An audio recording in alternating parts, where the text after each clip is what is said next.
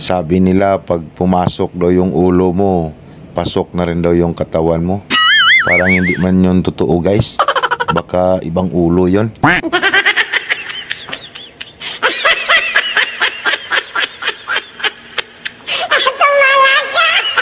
Actually guys, nagpatulong pala si Elix sa atin kasi kahapon pa niya ni-trouble tong high level alarm ang cargo. So hindi gumagana yung horn at saka yung light. Laging nagbabasted yung fuse doon sa may CCR. At saka hindi niya rin malocate kung saan yung solenoid valve.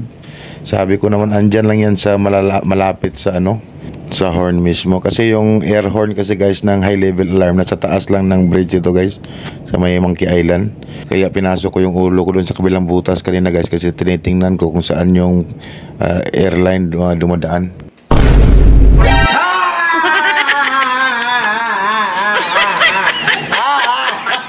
It's here, Malaka.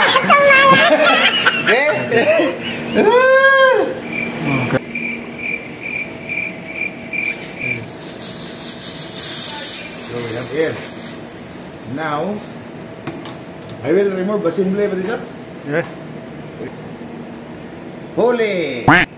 Maybe some leakage inside, huh? No. This busted coil. It's short, that's why your fuse is getting blown all the time. Yes. Here is the time bomb. We are a bomb squad. I need a screwdriver.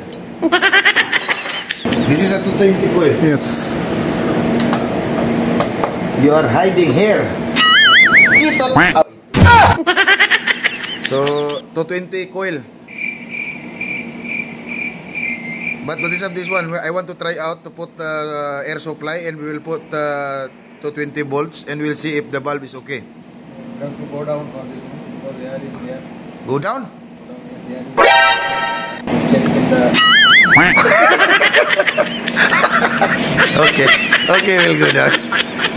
So ayun na yung solenoid guys, tinisting na namin guys, okay naman. Yun pala ang dahilan guys, yung pinaka terminal block na yan guys, na tapat pala dun sa taas ng solenoid, bumabangga kaya nagsushort. Ayun, gabi na. Tapos din. Kapit natin sa baba, tapos try out.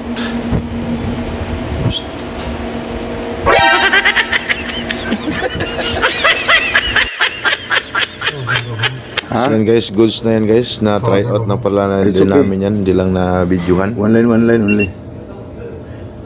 1000. Okay, good. Okay, give me my meager back. Thank you for watching guys. Bagong-bago yan guys. Chap-charap yan.